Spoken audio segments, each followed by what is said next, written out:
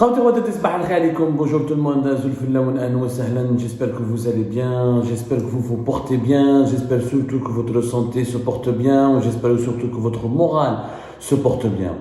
C'est très difficile malheureusement de se porter bien parce que nous travaillons sur des thématiques très complexes de l'actualité algérienne et malheureusement à chaque fois nous apprenons où nous avons raison, où nous avons eu raison plutôt, ou malheureusement le danger qui guette notre pays, le danger colporté ou la véhiculé par des manipulations outrancières, par des complots. Je dis bien, nous allons parler aujourd'hui de complots, par des complots qui déstabilisent, qui déstabilisent notre pays et qui déstabilisent le fonctionnement de notre État. Malheureusement, ces complots ont toujours cours dans notre pays. Rappelez-vous, Algérie Part a été le seul média qui a parlé de l'affaire du tribunal militaire de Blida. Le seul média qui en a parlé correctement, sans aucune prise de parti, sans aucune volonté de manipuler les faits, sans aucune volonté de désinformer l'opinion publique, sans aucune volonté de avantager une partie au détriment d'une autre, sans aucune volonté de truquer ou là, de falsifier les faits. Le tribunal militaire de Blida, le 3 mars dernier, devait enfin à organiser le procès du lieutenant-colonel Tarek Amirat. On en a déjà parlé fait Algérie Part. Ce procès-là qui était déjà prévu au mois de février, qui avait déjà été reporté à la fin du mois de février au 3 mars, devait être l'un des procès les plus importants et les plus sensibles de la justice militaire. Pourquoi? Parce que je rappelle brièvement les faits. Le lieutenant-colonel Tarek Amirat, qui était le numéro 2 de la cellule anti-subversion de la DDSE, la Direction de la documentation de la sécurité extérieure, le renseignement extérieur algérien, l'une des divisions les plus importantes des services secrets algériens. Et cette cellule anti-subversion était en charge justement de neutraliser, de manipuler, de contrecarrer, de récupérer, de désarmer, de lutter contre ce que les services secrets algériens malheureusement classent comme des éléments subversifs établis à l'étranger. Ce ne sont pas des terroristes, ce ne sont pas des personnalités corrompues, ce ne sont pas des criminels, ce ne sont pas des idéologues qui appellent à la division ou à la fin de l'unité nationale. Malheureusement, au sein de la DDSE, au sein du renseignement extérieur algérien, notamment au sein de cette cellule anti-subversion, des journalistes comme votre serviteur Abdou Samad, des cyberactivistes, des simples opposants, des simples hirakistes, des simples politiciens qui sont des dissidents, qui sont des opposants au régime, ils nous ont classés comme des éléments subversifs contre lesquels il faut lutter, contre lesquels qu'il faut neutraliser, à qui il faut faire du tort. Alors, de 2021 à 2022, cette histoire a commencé de janvier-février 2021 à août 2022. Le lieutenant-colonel Tarek Amirat était à la tête d'un réseau de comploteurs. C'est pour ça qu'on appelle cette affaire le scandale des officiers comploteurs. Ce sont des officiers de la sécurité militaire, à savoir de la DCSA, de la Direction centrale de la sécurité militaire, et la Direction centrale de la sécurité de l'armée, la sécurité militaire, elle est le service de renseignement interne de l'armée, une sorte de police de l'armée, de police interne de l'armée, et de la DDSE, le renseignement extérieur algérien. Tarek Amirat faisait la conjonction, était le cerveau d'un réseau qui regroupait une dizaine d'officiers, que ce soit au sein de la DCSA ou là au sein de la DDSE, qui manipulaient, qui faisaient des faux rapports, qui bidonnaient des rapports, qui manipulaient des rapports, qui falsifiaient des rapports et qui faisaient fuiter des informations classées confidentielles ou classées secret défense, mais en les fuitant, ils rajoutaient à ces informations qui étaient en partie vraies un récit de fake news, un récit composé de fake news, composé de mensonges, composé de fausses informations, à savoir il falsifiait une grande partie des informations qu'il faisait fuiter pour manipuler des cyberactivistes, des médias, des youtubeurs, des personnalités politiques installées à l'étranger afin de alimenter des campagnes de dénigrement qui visaient à déstabiliser certaines personnalités militaires et politiques au plus haut sommet de l'État. C'est-à-dire que le réseau d'officiers comploteurs, il avait visé un certain nombre de personnalités politiques, comme des conseillers d'Abdelmajid Tebboune, comme des membres de la famille d'Abdelmajid Tebboune, comme certains généraux, que ce soit au sein de la gendarmerie, que ce soit au sein de l'armée de terre, ou là dans les différents corps de l'armée, comme certains officiers supérieurs à des services secrets, c'est-à-dire des personnalités qui n'étaient pas issues de leur clan et qui dérangeaient les intérêts claniques et les intérêts purement politiques et politiciens de ces réseaux de comploteurs. Et ce réseau de comploteurs voulait faire tomber ces officiers et ces personnalités politiques et militaires qu'ils dérangeaient en montant de toutes pièces, pardonnez-moi, des cabales médiatiques contre eux sur les réseaux sociaux afin de contraindre ensuite la DCSA, la Direction centrale de la sécurité de l'armée, de faire des enquêtes qui étaient basées sur des rapports bidonnés, sur des informations manipulées, falsifiées, montées de toutes pièces. Ensuite, pour que la DCSA donne des rapports manipulés comme falsifiés au chef d'état-major de l'armée nationale et populaire Saïd Chengueriha, afin que Saïd Chengueriha demande, intervienne pour réclamer la chute, l'emprisonnement, le limogeage, le licenciement ou la disgrâce de ces personnalités politiques et militaires visées par les manœuvres malhonnêtes et les manipulations de ce réseau d'officiers comploteurs. Et ce scandale s'est déroulé de 2021 à 2022. En août 2022, la DGSI, la Direction générale de la sécurité intérieure, à travers la caserne Antar, qui est le principal centre opérationnel et logistique de renseignement intérieur algérien, a diligenté une grosse enquête, a procédé à des arrestations, a fait des perquisitions et il a découvert des lettres anonymes, des rapports qui sont falsifiés, des outils informatiques, des échanges entre Tarek Amirat et ses complices, et donc des officiers de la DCSA et des officiers de la DDSE de l'enseignement extérieur, avec des activistes basés à l'étranger, ou là avec des médias sociaux, ou là ils géraient carrément des pages Facebook en arabe et en français pour diffuser des informations, encore une fois, classées secret de défense, mais qui étaient manipulées. On leur a rajouté, on les a noyés, des informations vraies et classées secret de défense qui ont été noyées dans des récits totalement de fake news, dans le seul but de dénigrer, de calomnier, d'injurier et de contraindre la DCSA ensuite. Les fausses informations parvenaient de la DDSE, ils étaient adressés de la DDSE vers la DCSA. La DCSA faisait des faux rapports qu'elle donnait à Saïd Chengueriha, au cabinet du chef d'état-major de l'armée, pour le contraindre et pour l'orienter vers des fausses pistes afin de provoquer encore une fois la disgrâce, le limogeage et le licenciement de pas mal de personnalités militaires et civiles. Quand le scandale a éclaté, après plus d'une année d'emprisonnement, pratiquement une année et demie, il est en prison depuis août 2022, certains de ses complices sont en prison, d'autres de ses complices et ses acolytes, dont des responsables de la DDSE et des officiers de la DCSA, à leur tête le général-major Sidi Ali Ouelzmeli, il est cité dans cette affaire, il est cité en tant qu'accusé, sauf qu'il n'a pas été emprisonné, alors que son frère, le colonel Omar, il a été emprisonné. Dans le cadre de cette affaire, ensuite on lui a rajouté d'autres dossiers de corruption et d'enrichissement illicite. Donc il y a l'ancien patron de la DCSA, son frère, il y a aussi un certain nombre d'officiers de la DDSE et un certain nombre d'officiers de la DCSA. Certains sont en prison, d'autres sont sous contrôle judiciaire. Le procès devait avoir lieu depuis août 2022, l'affaire a éclaté. Une année et demie plus tard, février 2024, le procès devait commencer. C'est-à-dire que la justice militaire devait se prononcer définitivement sur les charges. Ils ont été officiellement inculpés de complot, de trahison nationale, d'atteinte à la sécurité nationale, de déstabilisation, de menaces contre les intérêts de l'État, etc. Les inculpations sont définitives, mais il fallait que la justice militaire se prononce sur les faits pour enfin condamner les accusés et les mis en cause.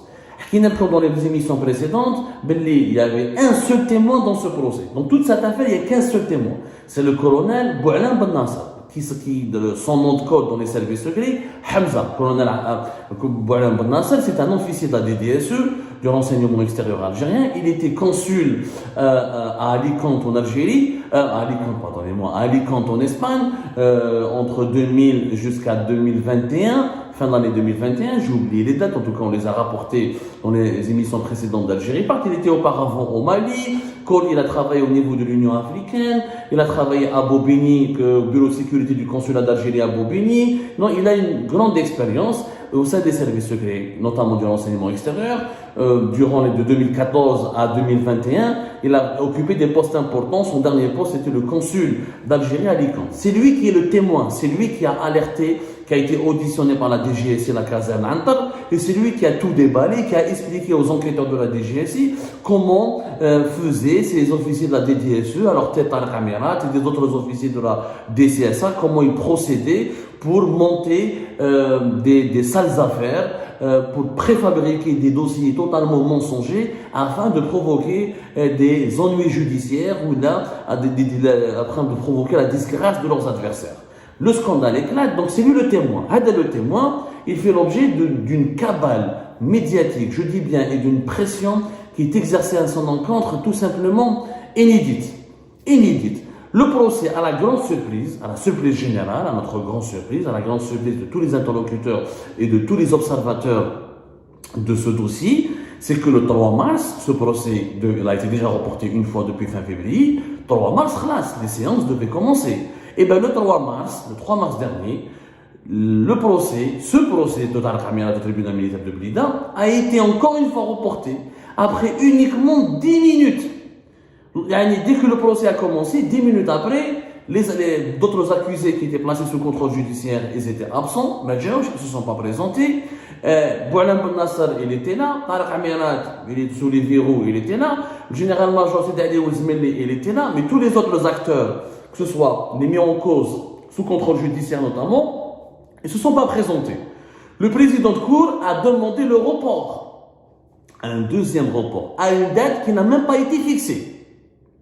D'ailleurs, un report à une date qui n'est même pas fixée. C'est-à-dire, c'est la première fois dans l'histoire de la justice où des juges décident de reporter un procès, mais ils n'ont pas de date. Ils ont dit aux principaux concernés de cette affaire, que ce soit les accusés ou le témoin, les mis en cause, qu'ils seront informés ultérieurement de la prochaine date. 10 minutes après, pas de débat, pas de mandat d'amener, ou de mandat de recherche, ou de mandat d'arrêt lancé à l'encontre des personnes placées sous contrôle judiciaire pour les ramener de force au tribunal parce qu'ils n'ont pas respecté la justice, ils n'ont pas respecté les juges, ils n'ont pas respecté les institutions de l'État, ils n'ont pas respecté leurs obligations de citoyens et de justiciables. Donc un report dans des conditions, encore une fois, troublantes. C'est-à-dire que le tribunal militaire de Blida, ces comploteurs, ces officiers, cette affaire des officiers comploteurs, on a l'impression qu'on a envie de la faire taire, on a envie de l'étouffer. Il n'y a pas une volonté de juger ou d'organiser un procès et de soumettre les acteurs de ce scandale de réseau comploteur à une enquête sérieuse. Il n'y a pas de volonté. C'est quand même une catastrophe. C'est quand même rare, extrêmement rare, de voir nous avons une affaire aussi, c'est une affaire qui a des ramifications au sein des institutions sécuritaires les plus sensibles, sécurité militaire et renseignement extérieur, et tout est orchestré pour que le procès n'ait pas lieu.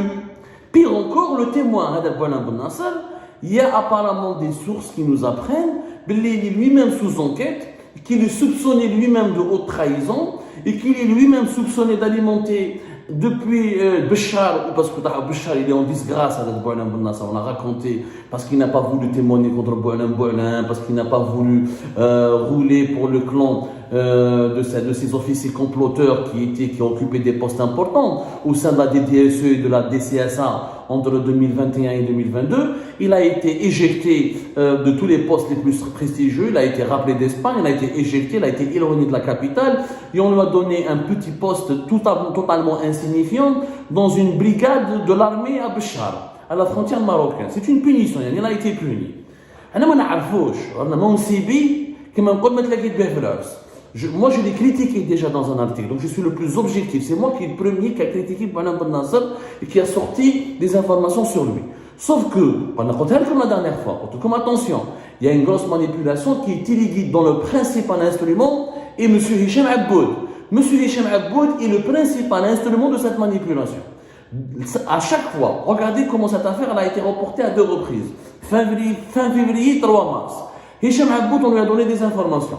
On lui a demandé de parler de Boualem Ben Nasser. C'est la première fois que M. Hicham Aboud, qui jeudi, je le rappelle, et je me suis disputé avec lui parce qu'il m'a menacé, il m'a contacté par téléphone pour me menacer, j'ai les SMS, je suis en train de préparer une action judiciaire contre lui d'ailleurs.